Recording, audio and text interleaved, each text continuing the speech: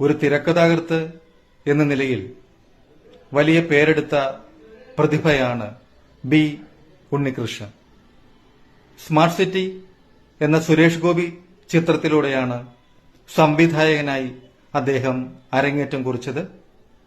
വളരെ റെലവന്റായ പ്ലോട്ടായിരുന്നു അക്കാലത്ത് അതിൻ്റേതെങ്കിലും സിനിമ വല്ലാണ്ടങ്ങ് കത്തിക്കയറിയില്ല, ശരാശരി വിജയം മാത്രമായി. സംവിധായകൻ എന്ന നിലയിൽ ഉണ്ണികൃഷ്ണന് പേരും പെരുമയും നേടിക്കൊടുത്തത് മാടമ്പി എന്ന മോഹൻലാൽ ചിത്രമാണ്. സിനിമയിലെ ലാലിന്റെ ശരീരഭാഷ ഒരൽപ്പം അസഹനീയമാണെങ്കിലും തന്റെ ഏതൊരു കുറവിനെയും മറികടക്കുവാനുള്ള ദൈവികമായ അഭിനയസിദ്ധി കൈമുതലായുള്ള കംപ്ലീറ്റ് ആക്ടറാണല്ലോ അദ്ദേഹം. അതുകൊണ്ട് തന്നെ പ്രേക്ഷക ലക്ഷങ്ങൾ മാടമ്പി എന്ന സിനിമയെ നെഞ്ചോട് ചേർത്തു. പേഴ്സണലി സ്പീക്കിംഗ്, എന്റെ ഹൃദയത്തോട് ഏറ്റവും ചേർന്ന് നിൽക്കുന്ന ഉണ്ണികൃഷ്ണൻ ചിത്രം ഗ്രാൻഡ് മാസ്റ്ററാണ്.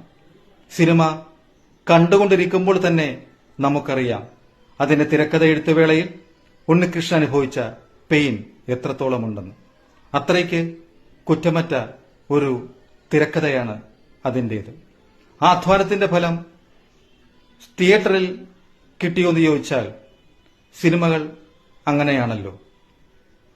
പിന്നീട് അദ്ദേഹം ഉദയകൃഷ്ണയുടെ തിരക്കഥയിൽ ചെയ്ത ആറാട്ട് അസഹനീയ നിലവാരമില്ലാത്ത രംഗങ്ങളുടെ ബോറാട്ടായി മാറി. ഇപ്പോഴിതാ പ്രതിച്ഛായയിൽ എത്തി നിൽക്കുന്നു. 2019 തുടങ്ങിയതാണത്രേ അതിന്റെ എഴുത്ത് ജോലികൾ.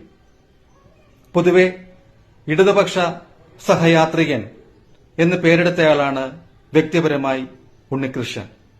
പ്രതിച്ഛായ സംസാരിക്കുന്നത് മറ്റൊരു രാഷ്ട്രീയ പശ്ചാത്തലമാണെന്നാണ് അറിയാൻ കഴിഞ്ഞത്.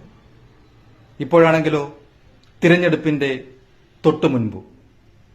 ഉദ്ദേശലക്ഷ്യങ്ങൾ എന്താണെന്ന് അദ്ദേഹത്തിന് മാത്രം അറിയാം.